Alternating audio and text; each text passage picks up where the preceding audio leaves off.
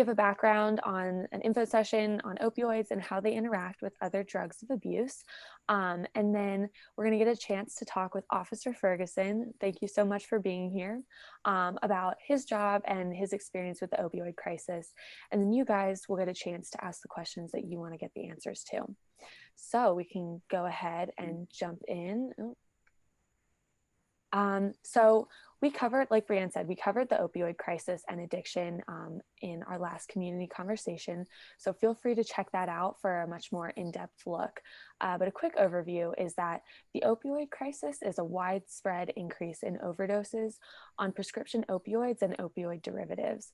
So this is something that affects so many people. Almost 50% of Americans know someone who has been affected by the opioid crisis in some way. And this also affects everyone. It crosses socioeconomic lines, age lines, race lines. This really truly is an issue that affects everyone. Something else is that addiction and substance abuse is another important factor of the opioid crisis. And we covered this in the last community conversation, but addiction carries a lot of stigma, and that can put up barriers in people reaching out to get help. And it's just important to remember that addiction is a disease that changes the makeup of our brains and should be given just as much attention as any other illness. And I think having this conversation helps to break down some of the stigma and shame surrounding addiction. So thank you all for being here and helping me to make that first step in our community. So what are opioids? Opioids are a class of drugs that are used to reduce and manage pain. It affects our reward system and interacts with the neurotransmitter dopamine, which is responsible for motivating us to continue certain behaviors. In the last community conversation, we talked about eating as a interaction with the reward system and how dopamine is released and that makes you want to continue to eat, which is good for our survival. But when it happens with opioids, it's not necessarily required for our survival, so it has other consequences. Opioids trigger a huge amount of dopamine to be released, which can cause positive feelings of euphoria and relaxation, but also causes negative symptoms like drowsiness, a decrease in breathing rate, nausea, and vomiting. The interaction with dopamine makes opioids extremely addictive, with 21 to 29% of people prescribed opioids misusing them. Drug overdoses are one of the leading causes of death in adults under 50, and over half of those deaths can be attributed to opioids. So now we're going to look at how opioids affect the body. They are depressants, which means that they slow down parts of the brain. And the part of the brain that they slow down is the brainstem, which you can see in the bottom picture here, the little red highlighted area. The top of that is the brainstem, and this controls rate of breathing. And like we mentioned earlier, one of the effects of opioids is a lower respiratory or breathing rate. This can have a dangerous effect when they're not used carefully. So overdose is always a risk of opioids, and some critical signs of an overdose include slow breathing, bluish skin, which indicates that they aren't getting enough oxygen, and unresponsiveness. So we're gonna now dive into, oh, Brianne, did you say something? No, okay. Now we're going to dive into the drugs of abuse. And we're going to start off with alcohol because it's one of the most commonly used substances in America. It's a staple part of our culture, but the abuse of it can have really harmful effects. The 2019 National Survey on Drug Use and Health found that almost 15 million people ages 12 and older had alcohol use disorders. This is a significant portion of our population and obviously covers a wide age range. So we talked about the symptoms of addiction in our last presentation, so check that out for more in-depth symptoms, but some of them include an inability to cut down on how much you drink, having strong cravings to drink, or not being able to fulfill obligations either at work, at home, or at school because of your alcohol use. So another important part of alcohol abuse is binge drinking. And binge drinking is an unhealthy pattern of drinking when someone drinks 4 to 5 drinks, depending on age and gender and all of that, within 2 hours. And this can cause severe health and safety concerns. And because alcohol is used so widely, it's important to know how alcohol interacts with opioids. So research has found that 16 to 25% of people who use opioids for chronic pain management also have a history of heavy drinking. So, a large portion of people are engaging in opioids and alcohols at the same time. So, what happens in the body when you do that? Alcohol is actually also a depressant like opioids, meaning that it slows down the rate at which you breathe. So, when you drink or when you take opioids, your breathing gets slower. When you take both of them at the same time, it can slow your breathing down too much. And this could lead to overdosing and putting themselves in a coma. Another effect of the combination of alcohol and opioids comes from a study done on rats that found that small amounts of opioid actually increases the rat's desire to drink alcohol. And while this hasn't been replicated exactly in humans, there have been a lot of correlational studies that show the links between alcohol and opioids. A study done a couple of years ago found that more than half of the 4.2 million people who misused prescription opioids also engaged in binge drinking. They also found that people who binge drink are 2 times more likely to abuse prescription opioids than non binge drinkers.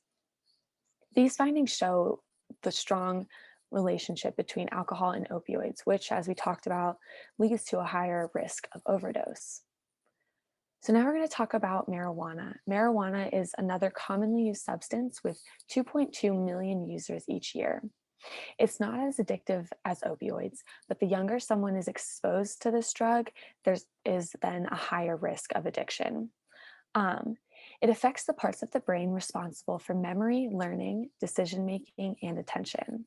Marijuana is also unique in that it can act as a depressant, a hallucinogenic, or a stimulant. So there's a lot of research being done and going on looking at the effects between opioids and marijuana, but it's still very much preliminary research at this time. This is a new field, and a lot is still being done to understand the true interactions between marijuana and opioids. So be on the lookout for those developments in the medical community. So now we're going to talk about methamphetamines because methamphetamines are important to look at because of their prevalence in the Rockbridge area. Um, Methamphetamines, for the sake of conciseness, I might refer to as meth. It's the same thing, just a slang phrase for it. Methamphetamines are highly addictive and also affect the body through the release of dopamines, similar to opioids. The strong interaction with the reward system makes someone who uses methamphetamines crave it again and reinforces that drug taking behavior. Some short term symptoms of taking meth include increased wakefulness, physical activity, um, decreased appetite, faster breathing, faster and irregular heart rates, as well as increased blood pressure and higher body temperatures. Some of the long term consequences include extreme weight loss, dental problems, anxiety, itching, memory loss, and sometimes even extreme paranoia and hallucinations. So, methamphetamine is a stimulant, as you can see from the increased breathing and heart rates, which is like the functional opposite of opioids. Meth can dramatically impact the makeup of the brain and can sometimes cause irreversible damage. So, this is something to be concerned about. Methamphetamines are responsible for 15% of all drug overdoses, which is a significant percentage of the mortality rate. With it being one of the most used drugs in Rockbridge County, it's important to understand how this ties into the opioid crisis. So, of those drug overdoses dedicated to methamphetamines, almost half of those deaths involved an opioid of some kind. A lot of the times, people will combine certain drugs to get a more intense feeling. When two drugs are mixed, there's a couple of possible combinations of outcomes that can occur. An entirely new effect could be created. The negative effects of the other drug could be reduced by the second drug, or that there could be the same typical feeling, just much more amplified, much more intense. So, mixing an opioid with a stimulant like methamphetamine causes an amplification of the euphoric rush. This is a highly desirable effect. It can include increased heart rate as well as normal rates of breathing. So, with this intense high, there are other things happening in the body that make it a highly dangerous situation for the person. When a stimulant like meth is taken with a depressant like opioid, The stimulant can actually mask the effects of opioids. This can make it really difficult to know when an overdose is near. So, for example, we've talked a lot about breathing rates. Um, the opioids, like we said, slow down your breathing rates, whereas meth can increase your breathing rates. When they're taken together, those two breathing rates sort of equalize out, and it seems like you're just breathing at a normal rate. Um, and this can hide that physical indicator that tells you when you're close to an overdose. So, a way you can think about this is sort of like when you're in the car, if you press down on the brakes and the gas pedal at the same time, the car's not going to go anywhere, but a lot of strain is being put on the engine. And it's similar to the body. You might not necessarily be able to tell that you're close to an overdose, but a lot of things are still happening in the body. A common myth is that you can take a stimulant to counteract opioids, but this is not true. The only way to reverse an opioid overdose is through another drug called naloxone, which actually reverses the effects. It's also important to know that the meth high can last a lot longer than the effects of the opioid. So this can lead to dramatic increases in heart rate and breathing that can cause issues like strokes or heart attacks. So now we're going to talk about a few other drugs to be aware of. Um, Number one being cocaine. So cocaine is a stimulant, and so the effects of cocaine with opioids would be similar to the effects of methamphetamines and opioids. Tranquilizers are depressants, so this would be similar to alcohol in that taking tranquilizers and opioids could cause breathing to slow down way more than what's safe for somebody. And then the last thing to think about is heroin. Heroin is an opioid derivative that is mostly used once prescription opioids are unavailable. 80% of people who use heroin first misuse prescription opioids. And we're going to talk a lot more about heroin, fentanyl, and other opioid derivatives in our next community conversation on April 1st. So stay tuned for that. Um, and now I want to just go over some of the implications because we've talked a lot about a lot of different drugs and their effects on the body, but why is it so important for us to be aware of the relationship between all of these drugs? So, as we've seen, the combination of drugs can cause significant damage, whether to somebody's health, life, or treatment protocol. So, comorbidity, which is basically the fact that having one substance use disorder increases your risk of having another. We've seen how prevalent some of these drugs are in society, and addiction to those increases the risk of developing an addiction to opioids. There's also a higher risk of overdosing when you take a combination of these drugs. So, we've talked about these problems when you combine opioids with other depressants or stimulants. So, with two depressants, breathing can be slowed down to dangerous levels, which could lead to a coma. And when you combine a depressant and a stimulant, there are so many signals that are being sent around the brain that those dangerous signals can get masked, and that can lead to people reaching overdose levels quicker and without being aware of it. So, the combination of opioids with other drugs can impact the treatment protocol. And we're going to talk about this a little bit more in our next community conversation. Um, so, with treatment and recovery, so tune in for that on April 1st. Again, another little plug there. Um, but that is something to be aware of with the treatment side of it. Another problem to be aware of is the self medication for pain. Oftentimes, individuals in pain will self medicate that pain using drugs like alcohol or marijuana. If they're then prescribed opioids for pain management, it would be easy to combine those drugs and create the dangerous effects that we've covered so far. And finally, it's more difficult to reverse those overdoses because medical professionals will have a much harder time figuring out which drugs need to be reversed. So, the opioid crisis and drugs of abuse are really important to be aware of, and it impacts a lot of people in our society, but you can help prevent it from getting worse. RAPC has a lot of different resources that you can use to help prevent yourself and loved ones from becoming addicted to opioids. And we have a list right here. We'll go through them. And after the session is over, you will receive a little handout with all of these resources. So there are 4 medication drop boxes in 4 locations around the Lexington, BV, Rockbridge area. RAPC also has free disposable pouches where you can put your unused medication in water and it will deactivate the medication so you can throw the pouch away safely. They also offer locking medication caps and timer caps that tell you the last time the medication was opened, so you know if someone else had taken any. They also offer one lockbox per family where you can lock up your medications. And there's also a drug take back day on April 24th where you can drop off your drugs safely and they will be disposed of safely. So now we're going to take some time to talk with Officer Hugh Ferguson. And Officer Ferguson, I didn't have a picture of you, so I used this generic police officer picture there. Um, but Officer Ferguson is a first sergeant with the Rockbridge County Sheriff's Office.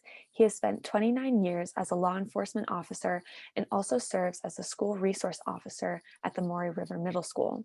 He is a member of the Rockbridge Area Community Services Board of Directors, is a crisis intervention team instructor, and a combat veteran of the U.S. Marines.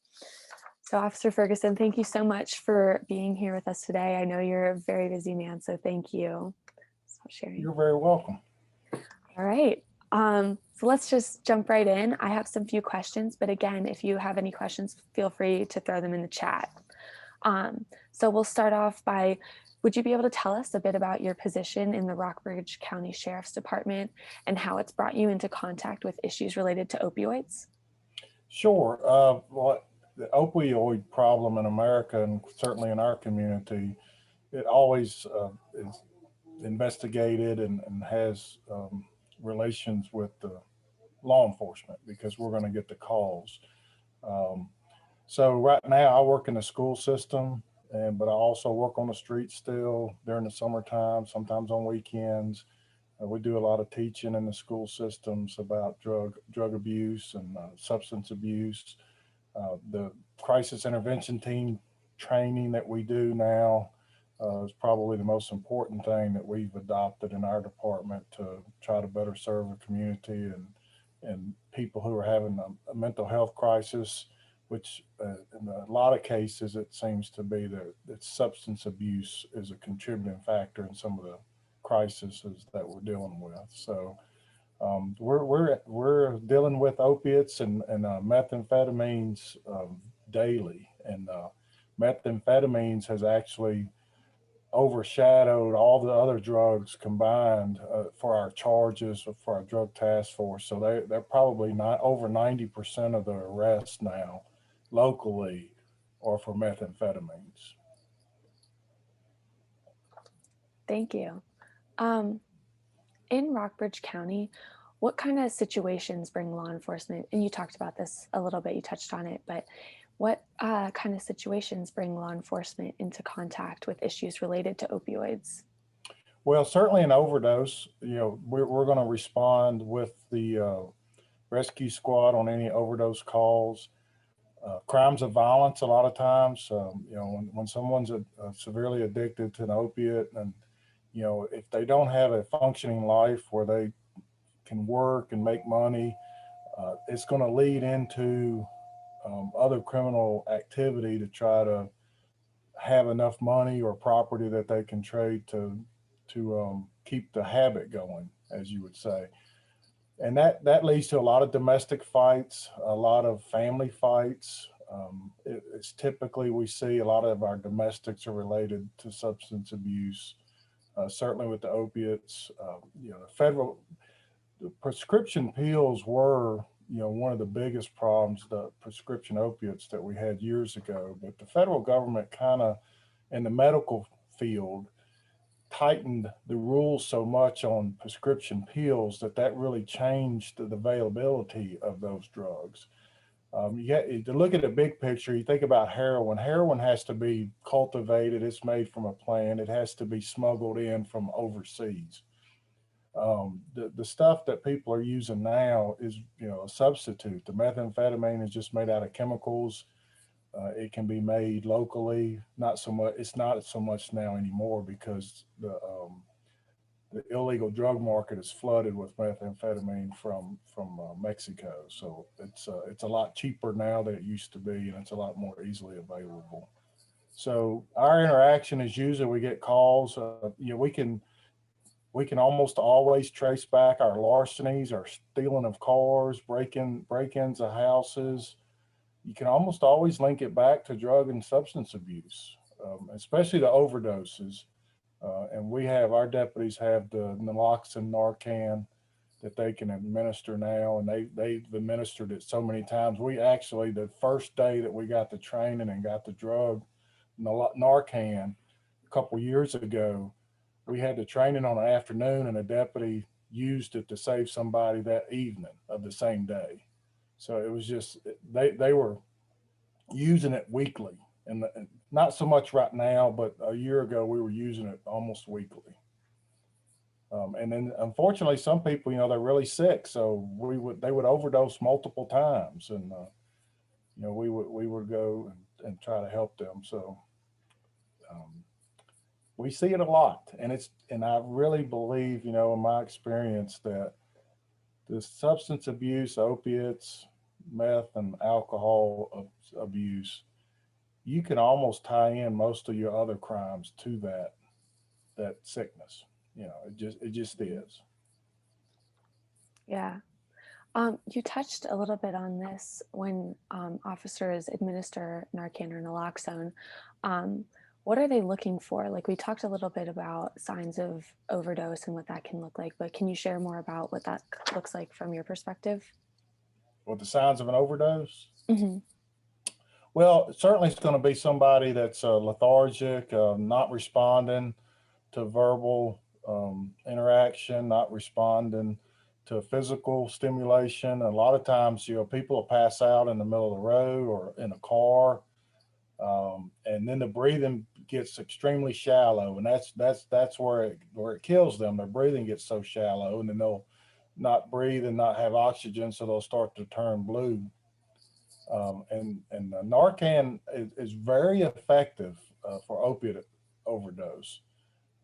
And the strange thing though is after you administer, a lot of times the patient, it saves their life, but they can get very angry and combative because it ruins their drug high that they just had. And the problem just continues on, and they have to get to the hospital, and we still kind of had to keep eyes on them. So um, Yeah. So, what should someone do if they suspect that somebody is overdosing from opioids or other drugs? well, you certainly should call 911 immediately, because it doesn't take very long for somebody to die from an overdose if they stop breathing. Once you stop breathing, you have a few minutes and it's over. So any delay in getting somebody there, if it's an opiate overdose where they can might be saved by one or two um, shots of or sprays of the Narcan or doses of Narcan, if you wait any length of time, uh, the person's not going to live if they stop breathing. That's science and biology. So we always tell people, no matter what, the fear factor. Now the Virginia legislature has changed the laws too. So there's a protection for overdose now. There's legislative protection for overdose that we want people to know about. That if somebody is overdosing, or if they're the victim of an overdose, or their friend is, we cannot and do not file charges for possession of those drugs. So we, it's in the statute now, so they wouldn't get any legal trouble at all to call them for help. We show up, and we're going to counsel them, and tell them how bad and dangerous it is, but we're not going to file a criminal charge for the possession of that drug. Thank you. Quick chat check in. Brian, are we still good or? All right, then I'll keep going on. Um, so, what role does law enforcement play in addressing the opioid crisis, and what steps has law enforcement taken to help combat the opioid crisis? Well, I think the war on drugs is a political discussion that could take a lot of time to try to root through. And there's the our feelings in law enforcement about crime and punishment and charging people for drugs, and it has changed over the years, I think. And you start to see the legislative changes also. Obviously, we want to stop it. We see At the street level, we see the destruction it causes. People, some people are so insulated away from the street level of the crisis that they have good intentions, but they kind of make bad bad choices, I guess, Mhm. when they're regulating what we should or shouldn't do in law enforcement to combat it. You know, the big picture is the United States of America is the biggest consumer of illegal drugs, over any other country in the world. So the money factor is there that keeps the incentive for the drugs to be sent here is great because it's just so much money involved. And if there was less people wanting it, that incentive will go away a little bit, but it doesn't seem like it's going down, it's going up. Law enforcement has, I think, adopted the attitude as medical field has that being addicted to drugs and is a sickness and it's not just a choice. So we want to treat people, and that's what we spend a lot of time training on in our crisis intervention training. We want to treat people correctly and in the right way, and we want to help them the best we can. And we don't want to always treat it as a criminal matter. Um, Having said that, though, sometimes a criminal charge is the only thing that has any teeth in it to make somebody go to rehab. Somebody can overdose, go to the hospital. They can maybe go to a mental hospital under a detention order, and that's all civil. That's a civil detention. So all the recommendations that the doctors and the nurses and the counselors and the CSB give a person about trying to get off the habit, um, you don't have any control over making them do it. And sometimes a criminal charge over somebody will encourage them to go to rehab. And if they don't, then they might have to sit in jail for a while. So that is still used somewhat, but we try to look at it on a case by case basis. And but a lot of times the civil commitments and counseling, you can't make somebody you know participate if they don't want to, and it's so easy to have a relapse. And we see a continuing cycle of a circle of addiction. Some people can get through it and go to rehab, and then some people go rehab every year, and they continue on with of using the drugs. So we try to look at it as a medical condition too, but we still want to enforce the law the best of our ability because that's an important part of too, trying to keep it away from young people and trying to keep it out of your community. Definitely. Um, and again, you've kind of touched on this next question, but just to reiterate, what are some of the laws that are important for people in the community to be aware of surrounding opioids and opioid use? Well, it's still illegal. So, possession of heroin, possession of prescription narcotics that don't belong to you, excuse me, is still illegal. And pretty much all the drug charges and possessions of drugs outside of course, marijuana has been decriminalized. But pretty much all the drug charges are felonies. It's a felony to have possession or use those drugs. As I said earlier, we have an overdose protection code now, so that's a new legislation that just started in the last year or so, and that protects people. So if they do have an overdose, we're not going to file criminal charges against them. But the distribution of drugs is still a felony, and there's a lot of that going on. I mean, unfortunately, it's not just here. It's any community you go to. There's a drug distribution and a drug use problem in any community in America. I would guess pretty closely to be correct. I think. Mm, thank you. Um, could you talk about some of the potential barriers that stop people from reaching out to get help with opioid addiction problems?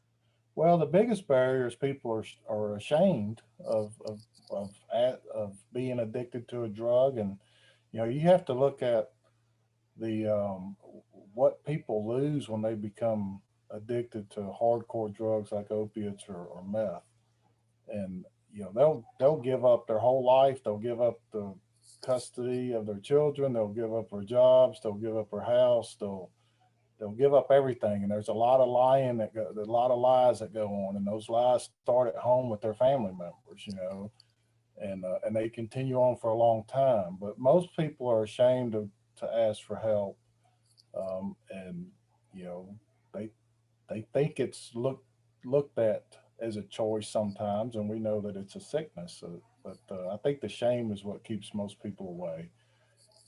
And then too, some people they just it's we talk to a lot. I talk to a lot of people who have been in drug problems, and some of them, it's a lifestyle that they kind of crave, and it has a strong power over them. And sometimes they don't want to seek any help for that reason too. They're enjoying that lifestyle and it doesn't last very long. It doesn't last forever. You can really see how their life will deteriorate very quickly. And unfortunately, I've seen that now. I've had high school age students and former students I know that are addicted to meth right now that we've had interaction with, and we filed charges, and they're just every time they get out of detention or get out of jail, they're just right back to that circle of people to get high again, and it leads to a lot of trouble. Yeah, definitely. Um, so in our next section or our next session, we're going to talk a little bit about opioid derivatives like fentanyl and heroin. Could you tell us a little bit how those come up for officers on duty in Rockbridge? Yeah, well, fentanyl is extremely dangerous. I think I got exposed accidentally a couple summers ago, and it scared me to death.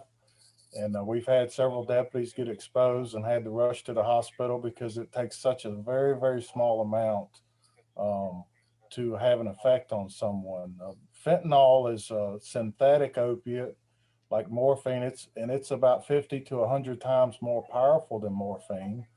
So, and it can be made, and it's made in laboratory. So your raw ingredient, you look at the big picture worldwide, and if you want to talk about war on drugs and stuff, the raw ingredients come from China and Mexico, and they can make factories in these other countries where they can make these drugs. They can make ginormous quantities of it, just as a factory producing a chemical because it's a synthetic chemical. And of course, like I said earlier, the heroin has to be grown as it's a plant, it has to be cultivated, and you have to smuggle it across the world to get it to the United States. So the fentanyl came across, fentanyl is only supposed to be used basically in a hospital setting. It's just not something that somebody should have access to outside of a hospital setting or you know hospice care or something. It's just so powerful. What we have found is it's all about with drug dealers and it's all about the money. So if they want to make a drug and make it, they have to cut it with other substances to make it go further. So the more that it makes the quantity that they produce go up, and it makes the effect of the drug more powerful. And so they do that, and they started using fentanyl because it was readily available, and they kind of started making it in factories, and they started cutting that into the heroin and cutting that into methamphetamines too. So it made the drug even more powerful, but that drug is fentanyl is so powerful that even a very small amount can kill you. So if a person is used to having a very, very tiny, minuscule amount of fentanyl in the drug that they're using, and then the next day their drug dealer gives them a different sample that's 100 times more fentanyl in it, they're going to die. They're just going to die. And a citizen or somebody that certainly not addicted or has a tolerance to any of those kind of drugs, if you touch it, it can kill you. It can overdose you. And there's many cases you can see officers on YouTube videos, you can see officers just crashing from because they touched it, and that's kind of what happened to me. I touched a dollar bill without having that was lying on the ground near someone without having gloves on, and I could tell immediately because I knew immediately it had fentanyl on it because I had a medical procedure in the hospital uh, earlier that couple months earlier, and I was given a low dose of morphine, and that feeling that that low dose of morphine gave me was exactly what when I touched that dollar bill. And so I rushed to the hospital and sat with the nurses until I was good to go. And but yeah, it is so dangerous. And then again, people they hide it. They're where are they keeping it in their home or their children accessible. If a child touches that stuff or eats it, they're going to die. And that's probably the scariest part of it. And now in law enforcement, we don't even field test it. We have little chemical kits where we can test for different substances and kind of tell what kind of drug they are. If we even remotely think it's fentanyl or heroin, we don't even touch it other than try to get it into some kind of container and send it to the lab.